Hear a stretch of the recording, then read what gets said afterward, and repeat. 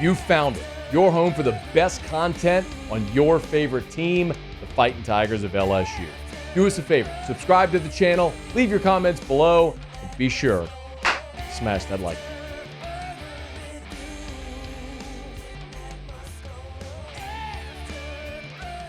Hat tip Ed Daniels reported this on Sunday night that Coach Pete Jenkins, who's 82 now, is coming back for another stint with LSU football. Brian Kelly did confirm it earlier today. Can we play this? It's number 6. Here's what Brian Kelly said about the decision to bring Pete Jenkins back to LSU. As you know, Jimmy Lindsey has not been with us as our defensive line coach. And, one of the things that we want to be able to do is, in hiring Pete, and his role has not been defined yet, other than he will be consulting and assisting our defensive line room. And, John Jancic has the defensive line. His expertise is not necessarily in that area. He's a good football coach, but we want to provide our student athletes with the most resources. And Pete gives us the expertise and the ability to help us with technique and some technical things that we want to be able to do on a day-to-day basis. So he's going to come in, he'll be here and assist us and help Coach Jancic in that room. So a couple of things. Number one, I got a ton of respect for John Jancic. We've talked about him plenty. Jancic was with Brian Kelly he played at Grand Valley State when Kelly was coaching there. Like, Brian Kelly and John Jancic have known each other their whole lives. So that sort of continuity, I think, is beneficial.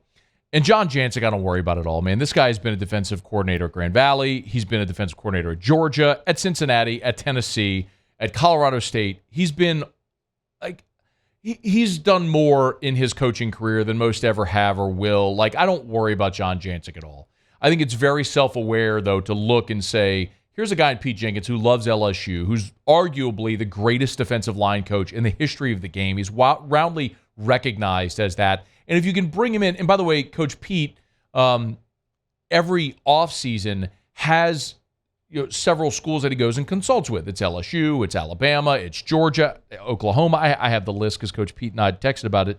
And Coach Pete came on with us a few months back, if you remember, and we talked a little bit about this because I'm trying to see if he sent me his list of where he here you go.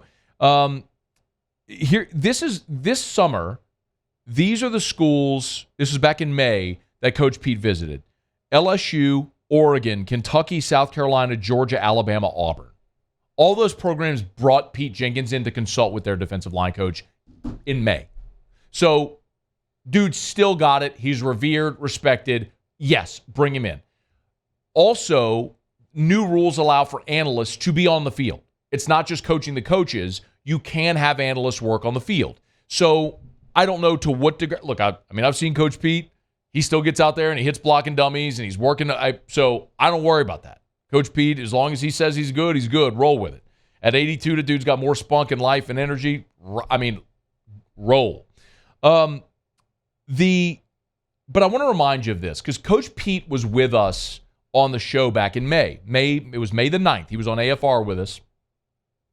And we kind of talked about the LSU defensive line coaching situation because if you remember, it was really like in the middle of spring, Jamar Cain left for the Denver Broncos. And so since then, it's just been tons of turnover. Here was what Coach Pete said back in May about the defensive line.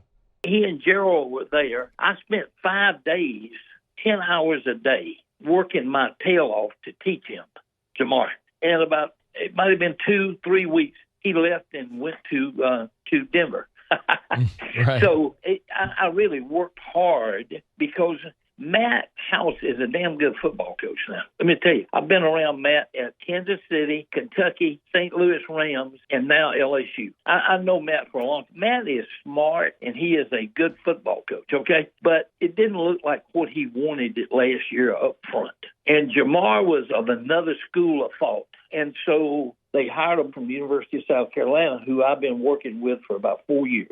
And I like him, and I think he and Matt had worked somewhere in the past together. And so Matt's very comfortable with him. And he does the stuff that all of us do. And Matt's going to be a lot happier and a lot better off. And the linemen are going to get preparation for not only LSU, but for the next step. for the guys that are capable of making. So I think it's a win-win, to be honest with you. I did like Jamar, but I think it'll be better. Jimmy Lindsey will be more what Matt has envisioned in the defense. And so keep in mind, Jimmy Lindsey came in from South Carolina. Unfortunately, Jimmy Lindsey had the health episode right before camp. And so John Jancic moved into the defensive line coach role. So those defensive linemen went just from spring, went from Jamar Cain to Gerald Chapman to Jimmy Lindsey to John Jancic. That's 4 defensive line coaches since spring.